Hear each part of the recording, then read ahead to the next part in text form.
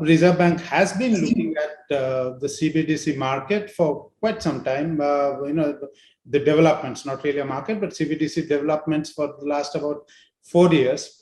But it's about a year and a half to 2 years back that we decided to change our mode from just watch and find out the developments and discuss them to actually actively look how one should go about implementing it. But then, we decided to keep it internal, until an appropriate time, until we have decided on some of the basic issues. Which is why I think the first time the issue was told publicly was in the speech last year, but after that, FM has announced. So, now we are on full implementation mode. But this is fairly true globally.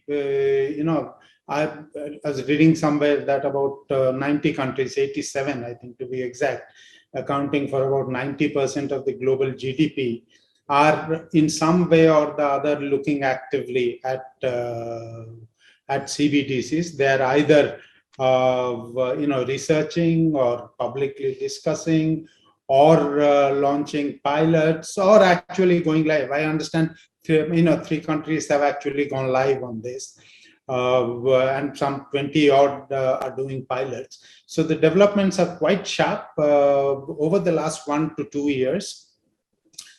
One possible reason why this has happened was that, if I remember right, the global thinking, if you look at speeches in advanced economies or BIS or something, was that not much of a use for CBDCs at this stage. Nothing that your normal digital payment systems cannot achieve that CBDC can.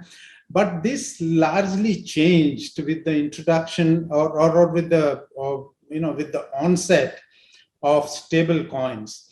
Earlier, central bankers, I presume, were thinking that the threat from private cryptocurrencies to the currency system isn't quite serious, given the fact that those cryptocurrencies are just too volatile to act as a currency.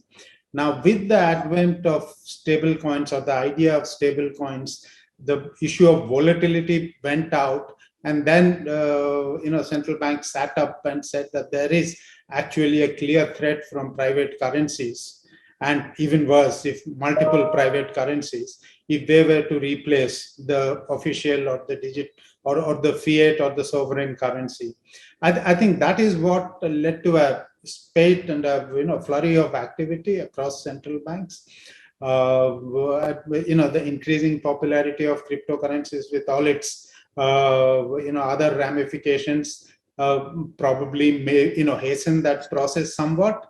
But then that is essentially what has created this current situation where almost all governments or central banks are looking at CBDCs. Now it's a question of when rather than if, I think for most of the currencies. If you like the video, do like, comment, share and subscribe.